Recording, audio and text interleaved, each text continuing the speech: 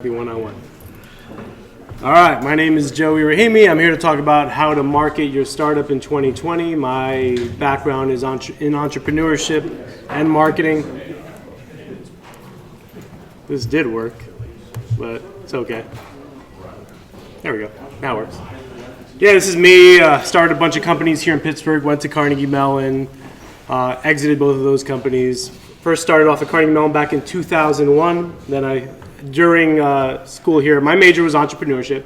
Back when the entrepreneurship department was in a tiny building somewhere, it was the size of a tiny little office, and now look at it now. Pretty amazing. You guys are outgrowing the space. Every time I come back, it gets more and more packed. But during my tenure at Carnegie Mellon, around 2001, I had partnered with a friend of mine, and we started a company called College Prowler, which is now known as niche.com. It's in the Strip District. It employs around 100 people. We started that as a class project here, and hey, it's still around. You know, made a couple bucks off it. Did well. I left the company around 2008. Then I started another company called Branding Brand, which is also in the Strip District. It employs probably around 100 people as well. It's a software and mobile commerce company that powers mobile commerce for a lot of retailers. Left that company around 2016. Made a couple of bucks. Had some fun, but I learned a lot from all of this. I learned a lot about online marketing, and I learned a lot about software and analytics through my entire career in the startup industry. So nowadays I have a little kind of fun incubator called Aiken House. I live on Aiken, very creative.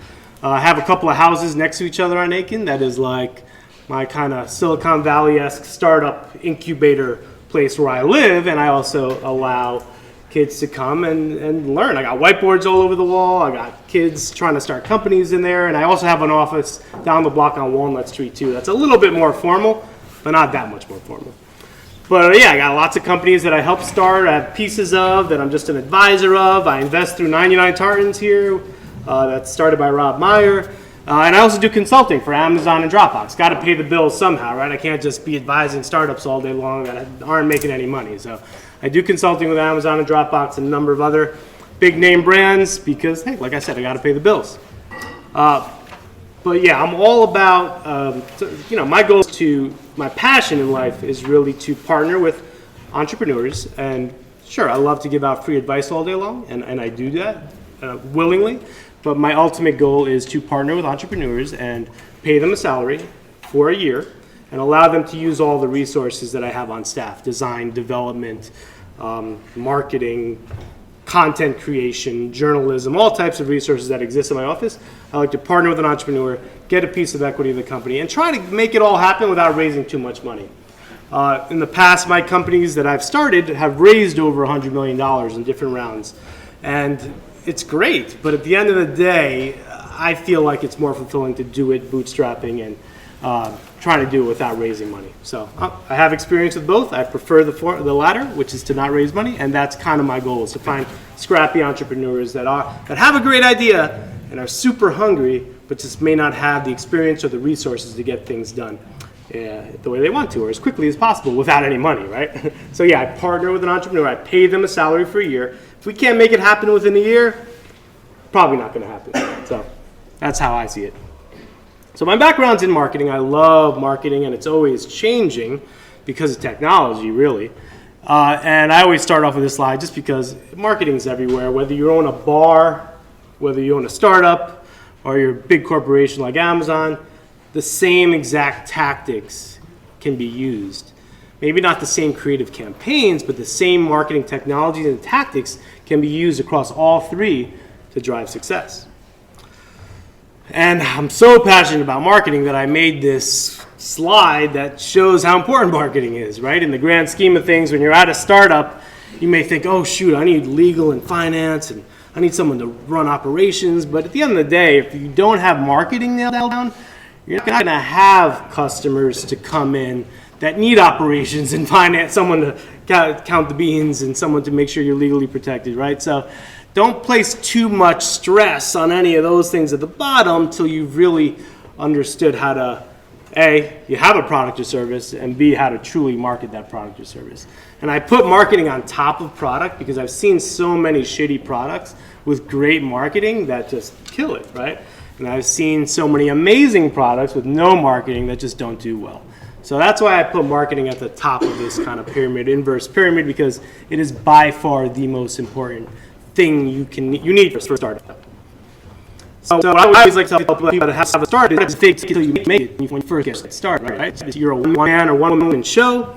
You don't have any money, but you can still make yourself look a lot bigger than what you already are, right? You can have a really fancy deck, right? Nice, awesome presentation. You can build a simple but pretty website that describes what you're doing.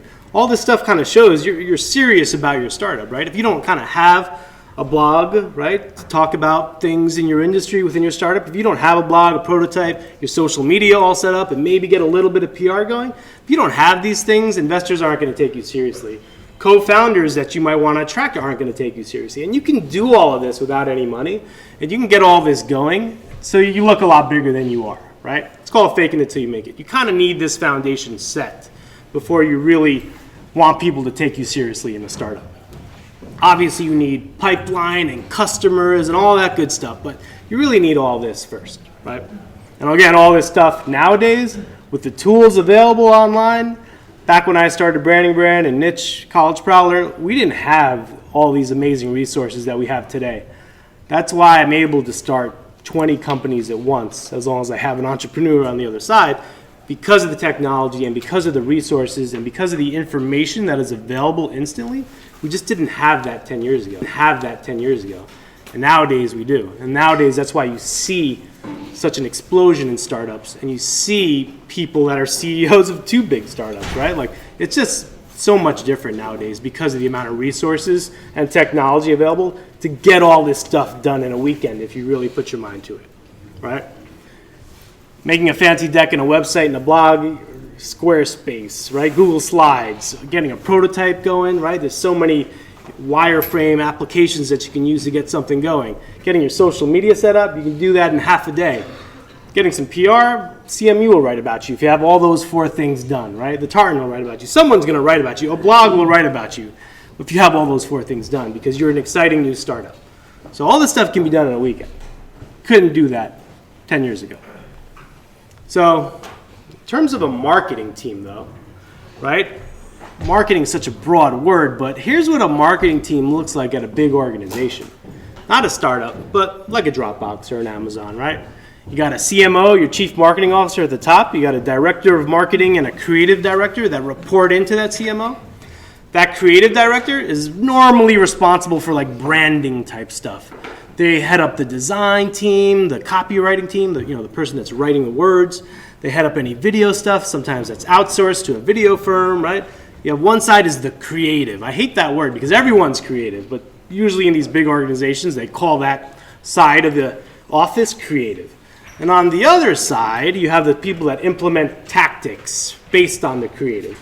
And those people are analysts that look at analytics, they partner with affiliates, they do search engine optimization or paid search, PR and social media, email, right? And that's all head up by a director of marketing.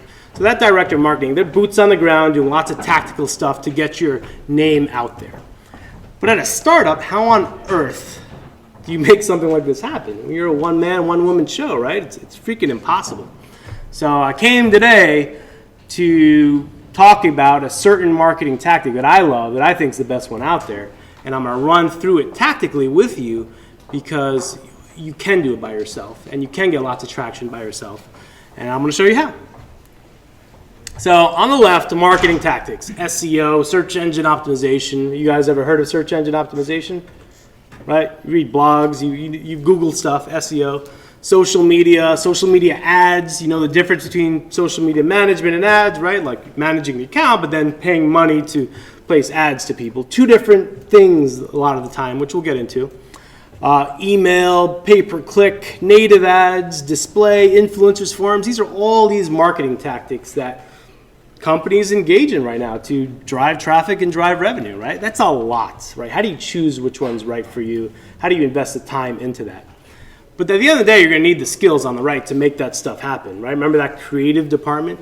Well, you're going to need a project manager, right? Someone to manage this whole thing, get stuff done, make sure you don't drop the ball.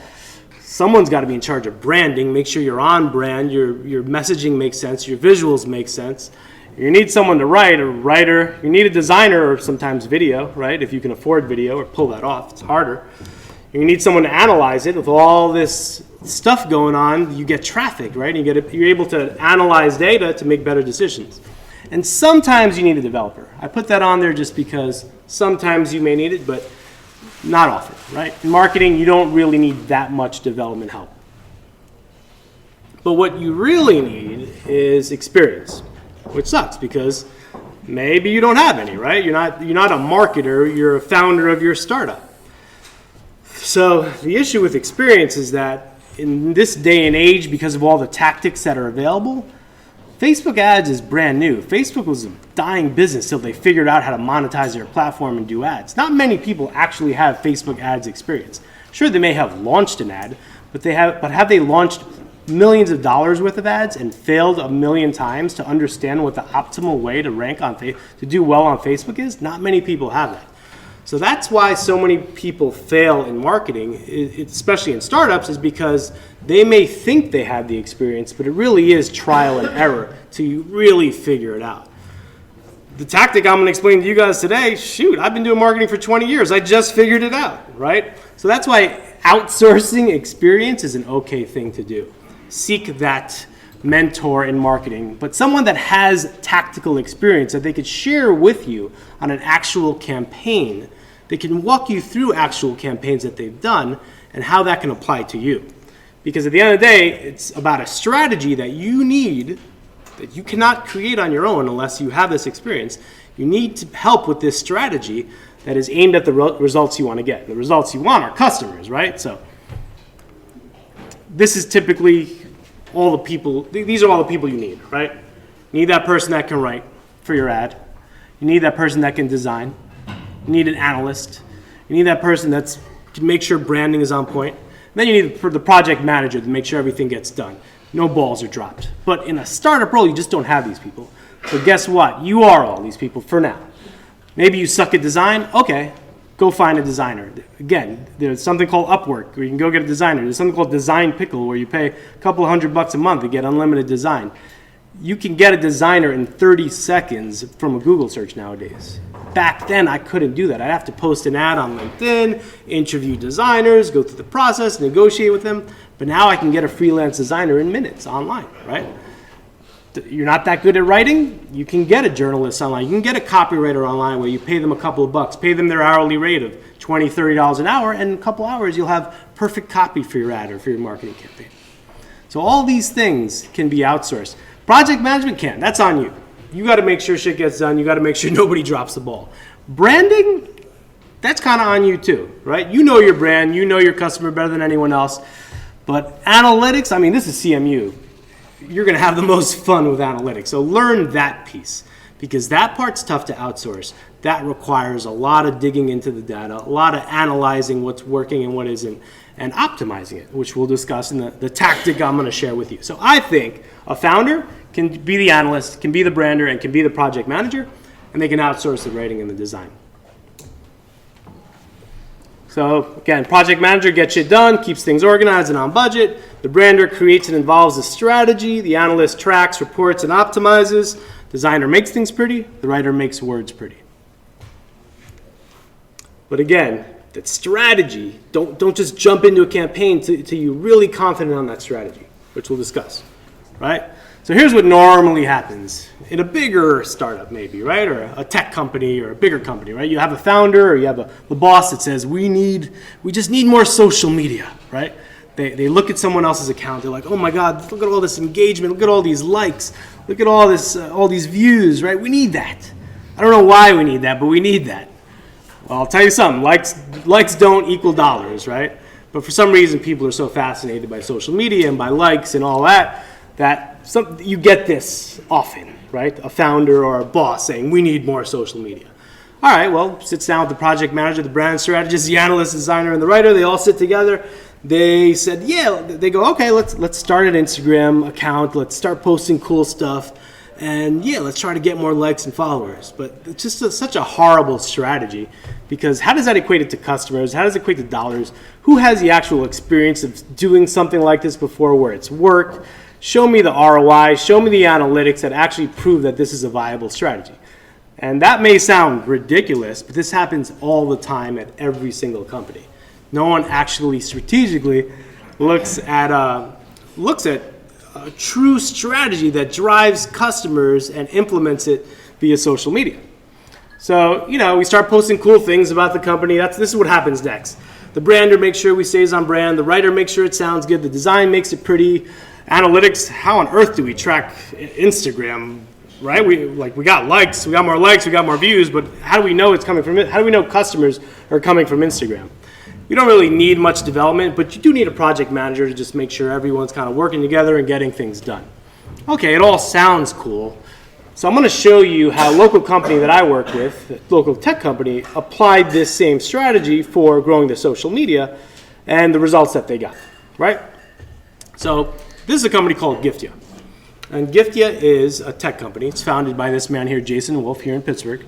He is a very talented individual. He also founded giftcards.com and sold it for like $250 million like 10 years ago, back when it was a lot of money.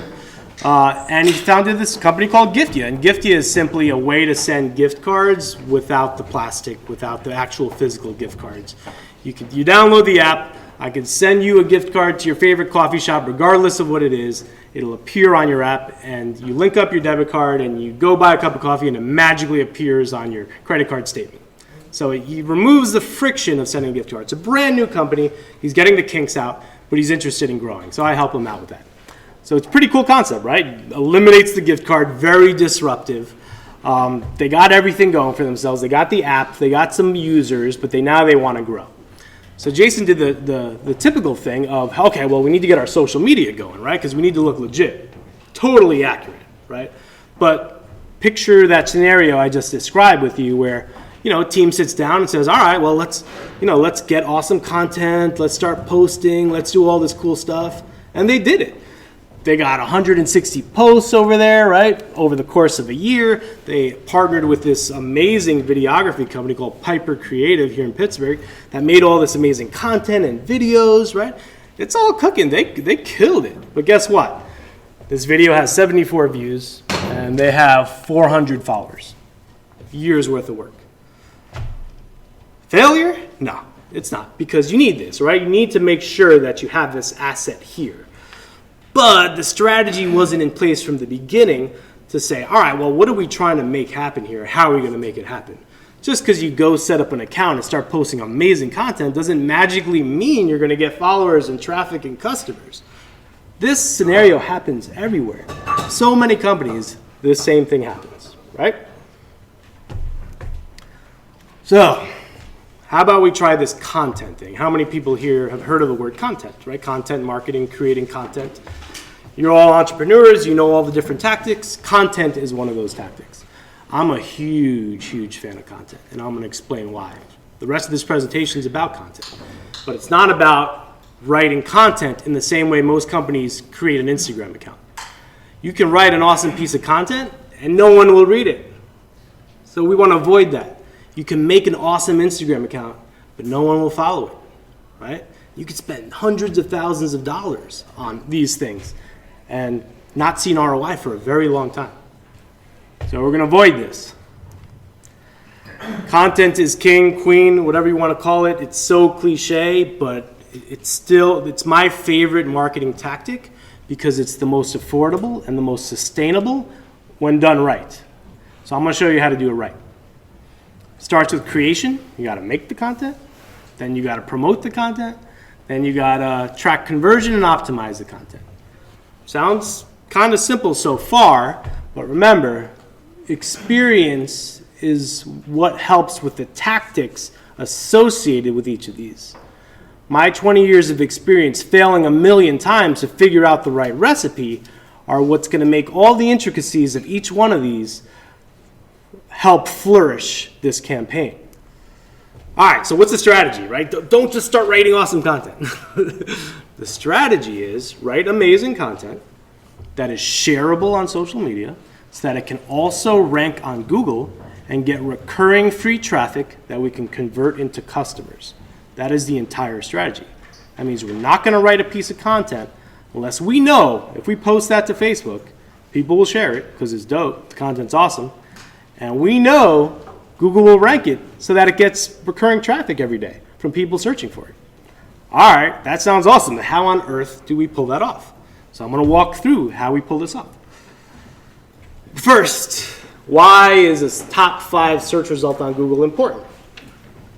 Well, it's all about click-through rate, right? Click-through rate is simply how many times someone searches divided by how many times they click. So if I type in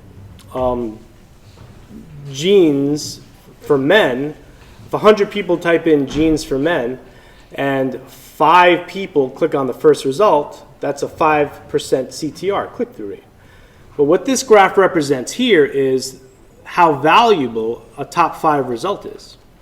So if you're number 1 on Google, there's a high likelihood you're getting around a 30% click-through rate.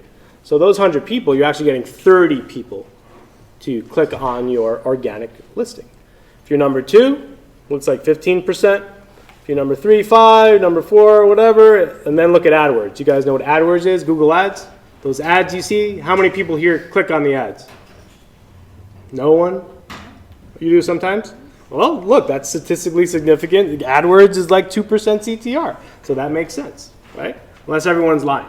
Sometimes I click on the ads, but the advertiser pays for it, so I feel bad when I click on the ad, unless I really, really am genuinely interested in the landing page of the ad. But regardless, you see that most people don't click on the ad. The average ad has a CTR of like 2%. Doesn't mean Google AdWords is a bad strategy. It's just showing you organic is more valuable, right? Here's another graph. Sorry, it's so ugly. I just ripped it off the internet. But it's really important because here's the difference between organic SEO as a campaign versus paid ads. Paid ads, I got to pay for right away, right? That green line represents visitors. The bottom, the x-axis is months, right? So if I pay for an ad, whether it's on Google Ads or Facebook or LinkedIn or anywhere, if I'm paying for an advertisement, when my money runs out, the ad turns off, right?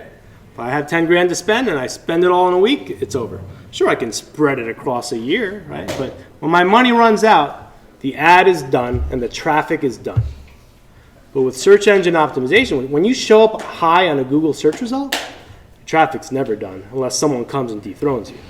So it's essentially free traffic. You spend some money to try and rank on Google, you're getting all this traffic every day, and it stays there, usually for a very long time. So that red line represents SEO. Sure, it kind of plateaus, but so what? It lasts for a long time.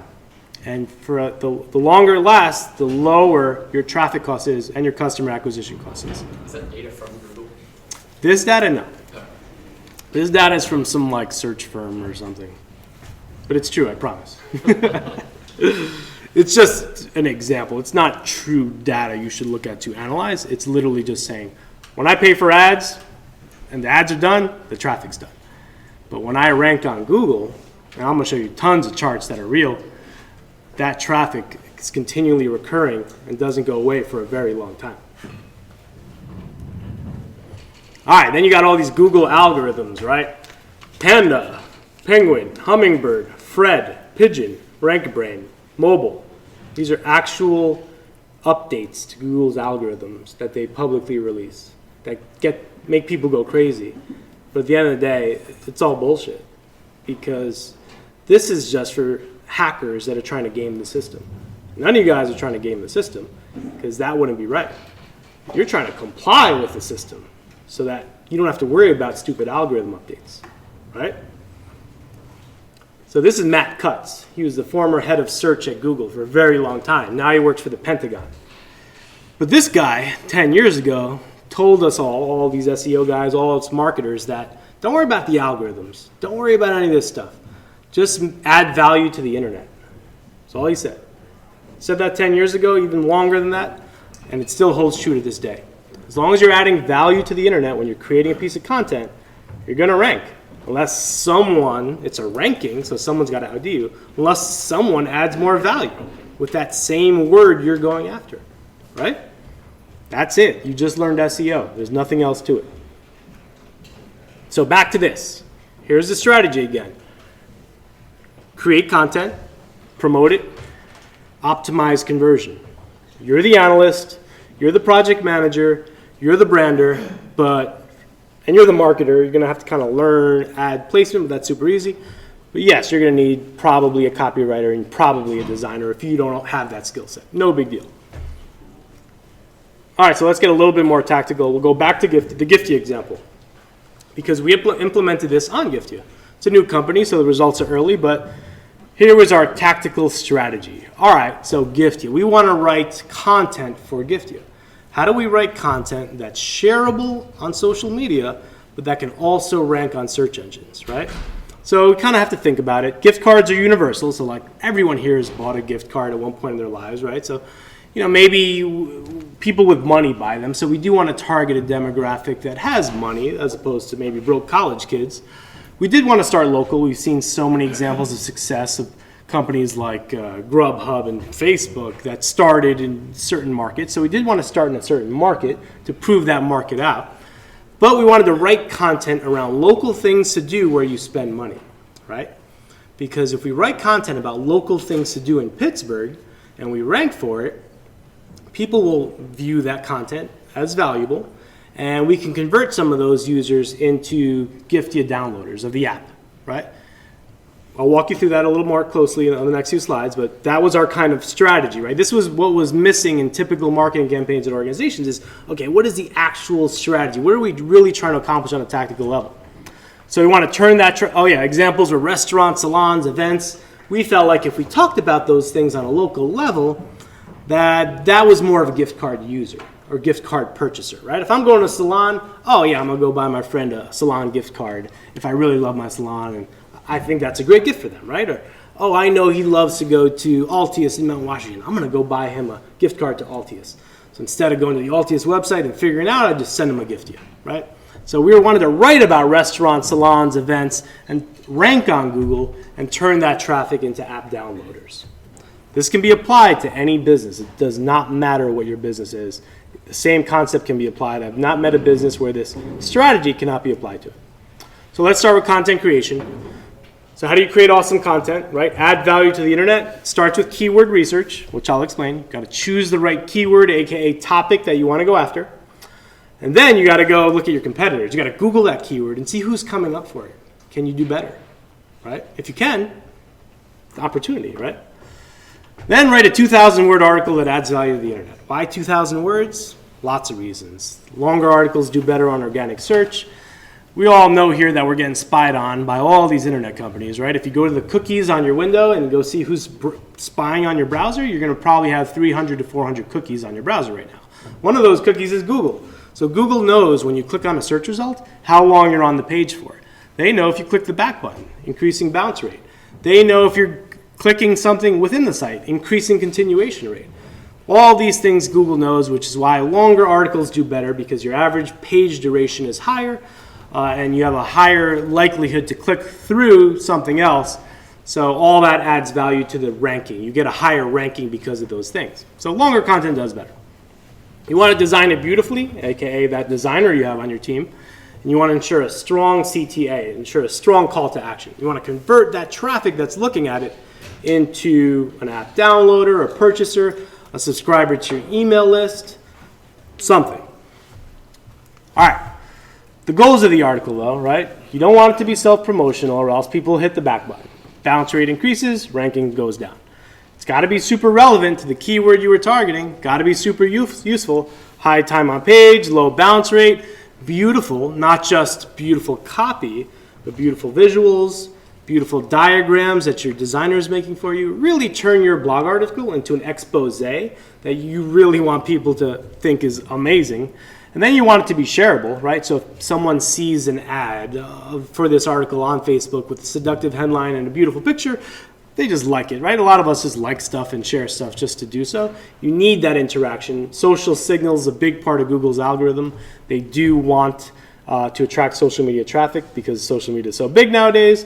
And you want it to be commentable, if possible. That's really hard, to write a blog article and then have people come and comment and fight each other on it. It's very hard to do, not totally necessary, but if you can, you're going to win without a problem because Google doesn't like static pages. They like pages that change. When Google crawls this page, every day, hopefully. They want to see something different, hopefully. Not always. At the end of the day, it's still a ranking. You just still got to outdo your competition. But I'm just telling you the goals that you should have when creating a piece of content. So this example piece of content on the right is just a HubSpot article. Have you guys heard of HubSpot? HubSpot's a marketing CRM. Their whole marketing strategy to promote their CRM was to create thousands and thousands of blog articles. And it's useful for them. They rank for a lot of keywords on Google. They turn those keyword searches into free subscribers of their platform. And then they try to convert those free subscribers into paid subscribers, right? All part of that marketing funnel. But the majority of HubSpot's marketing is content creation. So I highly recommend you go to HubSpot's blog if you are interested in this topic and read about how to create content on HubSpot. They do an amazing job of helping readers write great content. In exchange for, they're trying to get you to use their CRM, right? They're doing it. Think about what a user is going to type. That's another cool quote that Matt Cutts, head of search from Google, said back in the day. Really think about what your target demographic would type in on Google. Not to find a product like you, right? Because they may not even know your solution exists. But to find something where you could inject yourself into the conversation naturally. These people weren't searching for our strategy for Giftia, which we'll get into here. This is keyword research, right? If you look at the bottom left, Pittsburgh sushi. I want to go after people that are typing in Pittsburgh sushi. They're not looking for a gift card. But when I educate them on Pittsburgh sushi, oh yeah, I'm going to tell them about about Giftia, right? How many people type in Pittsburgh sushi every month? 1,900. It's a lot. Millennials love dining out. It's a lot. This is Google Ads. Google Ads will give you this data. They make you sign up for an ads account. So you have to enter in your credit card, and they force you to create an ad. Go sign up for this, create an ad, and then turn off your ad right away. So you don't spend $1, but still get access to this tool. It's called the Google Keyword Tool, Keyword Planner. Changes names all the time. But this helps you with step one of the process. I'm not just writing a random blog that I think is cool. I'm doing my keyword research first, right? Now I got to go make sure I can actually rank for that keyword. What if Vogue magazine wrote something about Pittsburgh sushi? I'm not going to beat them, right? Well, let's go find out. Oh, some other cool data, right? How much would it cost if I wanted to place an ad? $1.29, between $1.29 to $7.88 per click. So that's a lot of money, right? To pay for one click to my website. Think about it, if 100 people click, that could be $788.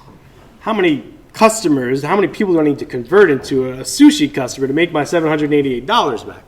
It's hard. Google Ads is expensive. Most people get Google Ads wrong because they can't create this scalable ROI on a keyword, something this granular, as one little keyword. All right, so Pittsburgh sushi. I Google it. This is called my competitive analysis.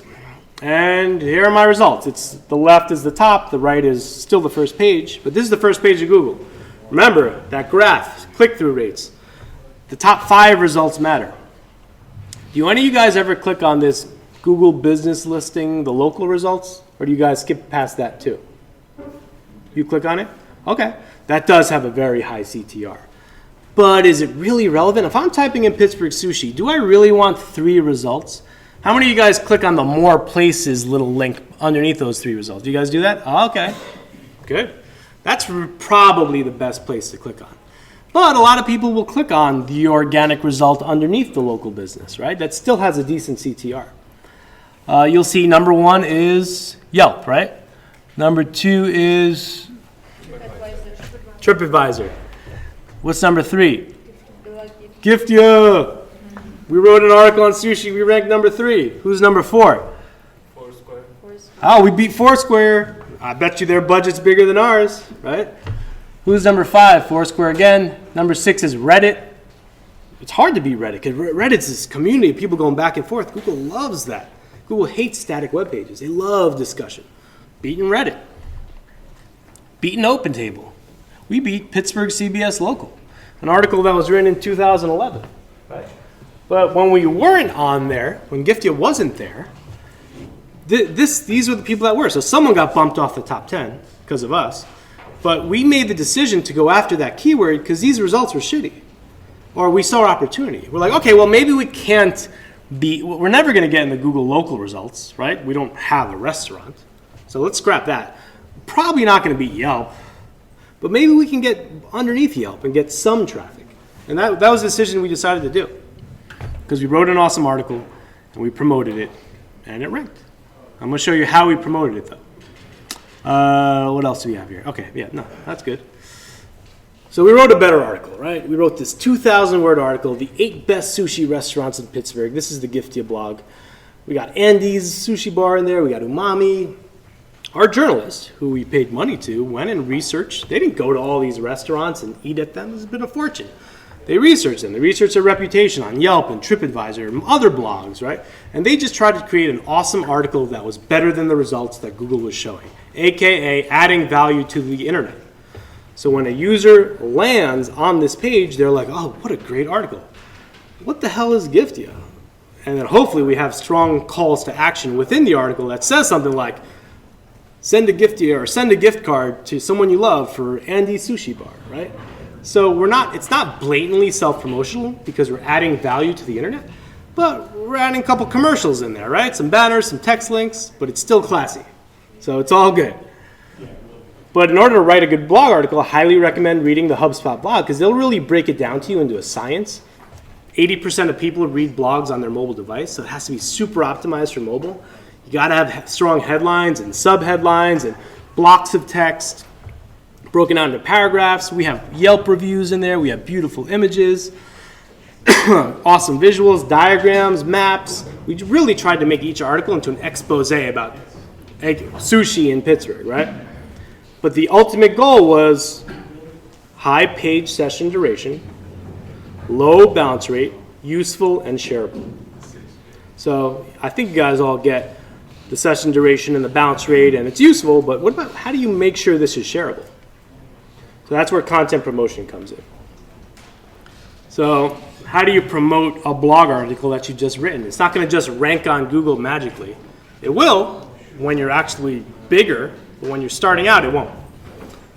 The beauty is this, once you have lots of blog articles written and you've already done this a million times, not a million times, but maybe 100 times, you don't even have to do this part anymore. Your stuff just starts to rank fast.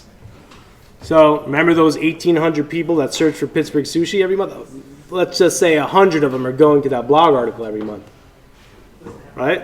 Imagine writing 100 blog articles and the aggregate incremental traffic you're going to get from that. It's infinite.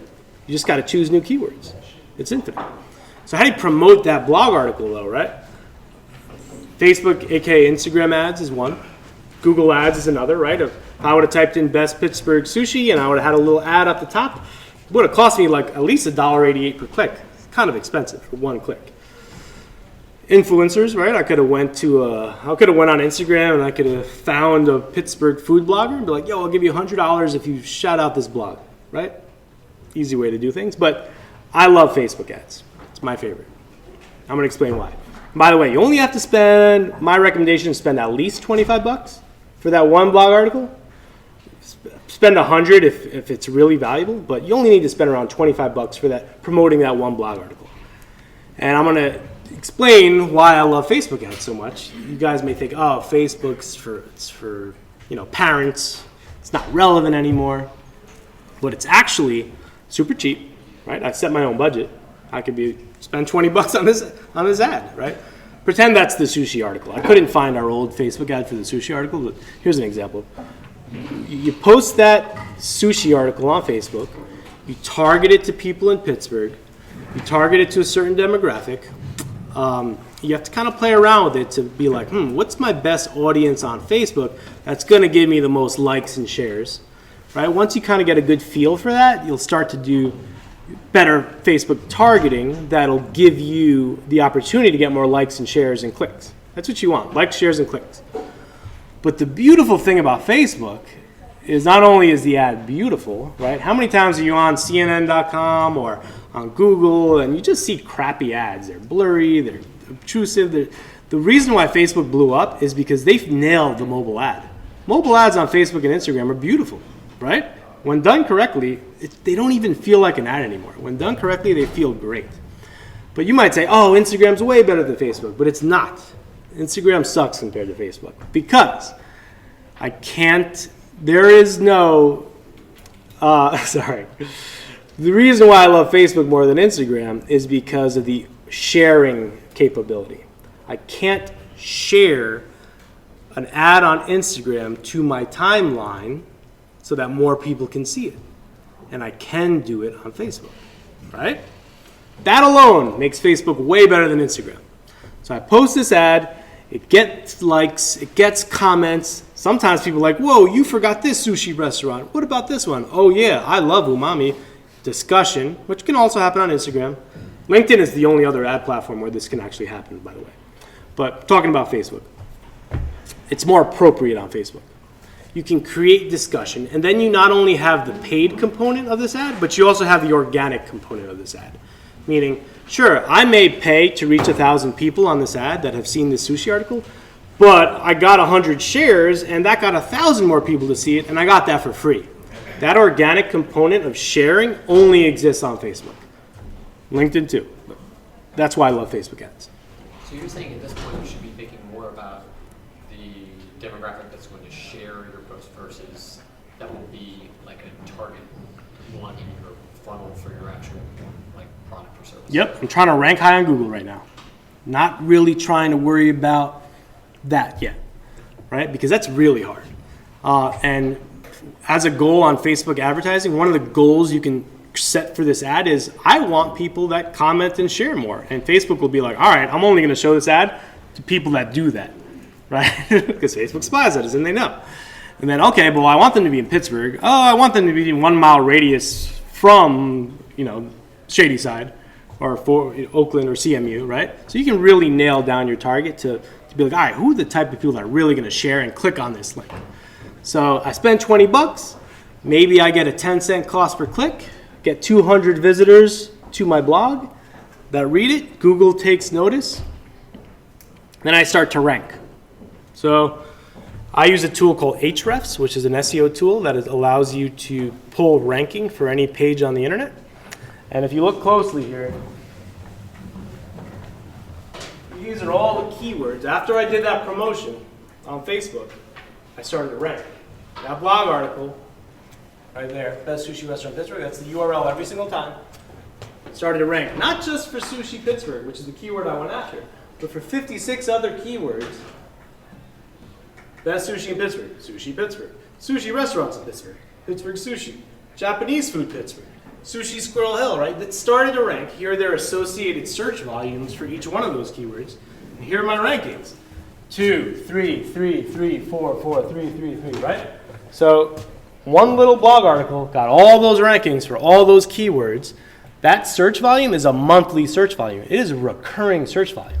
Remember that graph where SEO never stopped? It's because there's a monthly search volume. 1,800 people a month are searching for Pittsburgh sushi. It doesn't end. What app did you use to application to get this? This is called Ahrefs. Ahrefs. So I have that. I'll talk about Ahrefs in a second.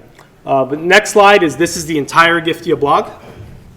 This is a graph that's going up and to the right for traffic for their blog. This is a graph that's going up and to the right for the amount of keywords they rank for. Sorry, I'm not talking to the mic. This is their traffic value that they saved, $111 going up and to the right. That's what they would have paid Google for this traffic, $2,000 a month. That's like the recurring run rate. And these are all the different keywords they rank for. Best sushi in Pittsburgh, nightclubs in Pittsburgh, hair salons in Pittsburgh, miniature golf Pittsburgh, gyms in Pittsburgh, barber Pittsburgh, right? Going after all these keywords, creating content for them so that we could turn that traffic into app downloaders. We're trying to prove this model out, make sure the ROI is there, and then bring it to another city. Next, we'll be writing about sushi in Cleveland, right? The article's got to be good, though.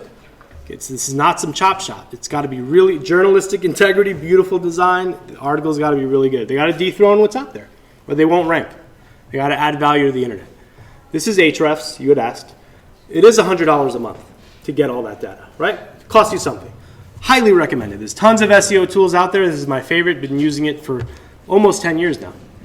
They have an amazing YouTube channel too. do an amazing job at just explaining everything in very human ways, and highly recommend. But if you don't have the $100 a month to spend, Google Search Console is free. Set that up on your website, and you can pretty much do half of what Ahrefs does on Google Search Console. Google Search Console, aka Google Webmaster Tools, has a YouTube channel too. Very insightful. Most people forget to install this. They'll install Google Analytics, call it a day, but they forget about Google Search Console. You don't know what your content is ranking for, and you don't know what keywords you're ranking for without installing this. Google Analytics will not tell you this data. Only Google Search Console will. And this is free. And it's super easy to connect.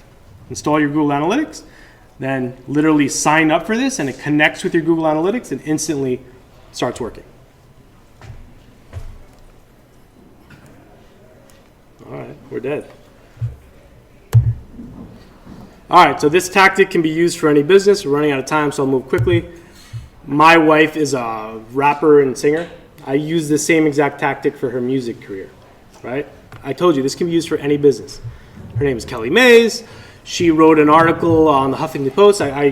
We got some in at the Huffington Post where they allowed her to write an article, which I ended up ghostwriting for her, on how she made it in the music industry. And by made it, it's seductive headlines. She didn't make it, but she made a sustainable career out of it. So we wrote this article on the Huffington Post.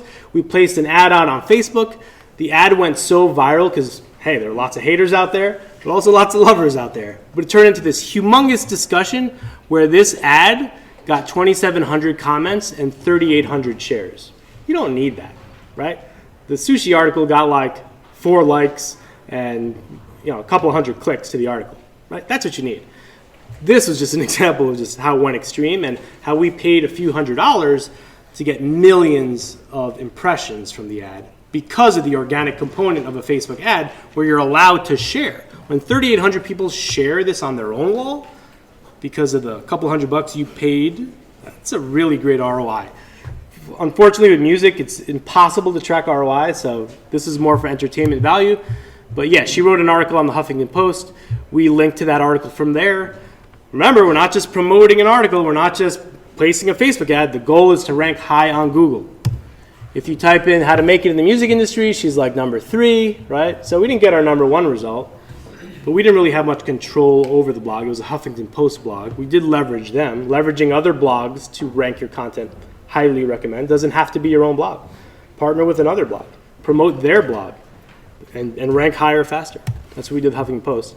We ranked for 501 keywords, though, that article, Huffington Post article. And these are all the keywords that she ranks for. So my goal was I wanted to go after the term how to make it in the music industry. It ended up showing up number 1 for how to make it as a musician, which has 100 people a month search for it. Make it in the music industry, how to make it big in music, how to make it in music, making it a musician. 420, good number, 420 keywords that rank for that article. And how do you determine ROI? It's tough. But guess what? People contact her every day for speaking engagements, for licensing opportunities. Most people contact her for advice, but that article, that strategy gets her a lot of traction and a lot of traffic. So some of those other pages that were ranked were from like 2019, and the original article was from 2014, right? Yeah. So did you do research to say like, all right, this phrase is not very competitive, or there aren't a lot of pages ranking for that term? Well, yeah, exactly. It's very anecdotal, right? There's no science to it except for, man, these results are shitty. Let's go write something better. It's as simple as that. We're not doing anything statistical, or the only thing analytical we're doing is saying, this has a healthy search volume. We like this search volume. We want a piece of that. We want a 2% to a 30% click-through rate of that search volume. That's it. And then we look at the results and say, wow, this number 1 result's amazing, but this number 2 result sucks. We could do way better. And then we go. Did that answer your question? Yeah. All right, last one, 10 minutes left, conversion optimization. All right, so all this traffic's coming into all this content you're writing. You got to figure out how to apply this content strategy to your business, to your niche that you're going after. But you want to analyze the data, you want to tweak the content, you want to enhance the content, measure results, find new topics to write about. More importantly, get them to buy, right? Or collect their emails. Or if you can't do that, retarget them on Facebook. Super cheap. This person landed on my article, they read my article, show them my ad, because I don't want to lose them. I don't want them to read my article and leave. Now, you could retarget them on Facebook, very affordable. So that to me is the last result. Really try to get their email. Because they're not ready to buy off you, but they are probably ready to give you their email. And if they're not ready to give you email, you retarget them to try to get their email, try to get their contact information, try to get them to buy. So here's back to HubSpot again. I typed in content marketing. I landed on that blog article on the left, right? Beautiful, beautiful article written by this guy, right? Beautifully laid out. Get the workbook. There's a call to action. Whoa, there's another call to action, free workbook, right? Beautiful diagram that they made for this article. It's long. This article's around 2,000 words. There's that free workbook again. I'm like, oh, forget it. I'm out of here. Well, before you leave, pop up, exit intent pop up, right? All these things on their blog to try and get me. I don't think they're spammy. They just gave me this amazing article that taught me a lot. But they still try to get me. And then guess what? I didn't fill out any of this stuff, but when I log onto my Facebook, I see their ad, right? Cost them a penny. They got me. I'm in their ecosystem. They're going to keep marketing to me till they determine, all right, Joey's not worth it anymore. But I'm a HubSpot customer, and I put all my clients on HubSpot. So they got me. They got me good. This is the data, hrefs, of that one HubSpot article. This is going to blow your mind. Now we're talking real dollars. They rank for almost 1,000 keywords, right? They rank #1 for content strategy. They rank #1 for content planning. They rank #1 for what is a content strategy, right? 1,000 of these keywords have high ranking.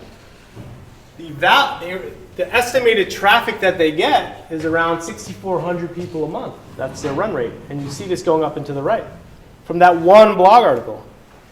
They rank for 2,000 different keywords. On the first page, which that was around, who knows what these numbers are? Don't worry about the numbers for now. This is going up and to the right. They rank for a lot of keywords. But the traffic value, how much they would have paid Google for this traffic? $31,000 a month for that one blog article, because the cost per click is so high. When you try and sell someone a subscription-based CRM, which averages in the hundreds of dollars, that's why the cost per click is so high. So you see that one little blog article is now saving them $31,000 in ad costs for each of those clicks. It's the power of content marketing. Most people just write blogs just for the sake of writing blogs. They don't think about it this way. All right, so how can we optimize our content? Best Sushi, right? So Best Sushi Pittsburgh. There's Yelp, there's TripAdvisor, there's Giftia. I want more people to click ours. Ours says 8 best sushi restaurants in Pittsburgh, March 20, 2019. Well, I could probably go in there, refresh the content, update our date so that it's something more 2020 related, right? I can make a more seductive headline. I want to make it so that more people click my result than theirs. Look at my meta description. While the Japanese cuisine has been around for centuries, the U.S. that's garbage. I need to go back in there and optimize it, right? Make it more readable. Notice something, how it's bold, how the words are bold, that makes it feel more relevant.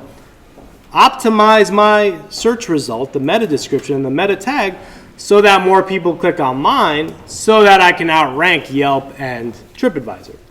I don't think I could beat Yelp though, but I do think I could beat TripAdvisor. TripAdvisor's a mess. All right, so recap. Research the keyword, analyze the competitor. 2, that's free. You do that for free, right? I already told you how. Google AdWords, give them a credit card, turn off your ad, don't give them a dime. But then you got to write awesome content. It's going to cost you $100. Go give an awesome writer $100 to write you that amazing content. Maybe it'll turn into $30,000 a month worth of value for you, right? Then go promote it. That's going to cost you $20 at least on Facebook. Then you watch your rankings grow. Then you optimize it for more traffic and a higher conversion. That's it. Does this sound like something you guys can do for your startup? Heads nodding up and down? Awesome. Well, I'm always here. Oh yeah, well, hold up. ROI, real quick. Investment into an article, $120. This is the beauty of it. So let's say you get 100 visitors a month from that article, right? That means that month 1, your cost per click is $1. But month 2, your cost per click is 50 cents because your investment hasn't changed, but time has made it so that your cost per click is actually cheaper, because you still only invested 120, but by the end of month 2, you have 200 visitors, right? This is recurring traffic. Month 3, you're down at 25 cents. Month 4, 12 cents, etc. You see the beauty of how your investment ends up getting not only a lower cost per click, but let's say you converted 2%. You turn 2% of that traffic into customers. That's 8 customers after 4 months. That's a customer acquisition cost of $15. I'm flying through this, but you guys get it. The longer this article is ranking, which in SEO world, someone has to dethrone you, which is very rare. No one's doing this. You see how cheap your cost per click is going to get. So that's why I highly recommend this strategy. Got it all done in an hour with 3 minutes to spare. If you guys have any questions or want to talk to me afterwards, I'm here. But also, if you do want to email me, it's just joey@aikenhouse.com. And if you want a free hoodie, just email me, joey@aikenhouse.com. I'll mail it to you. Love doing that. So thank you guys all, and appreciate your time.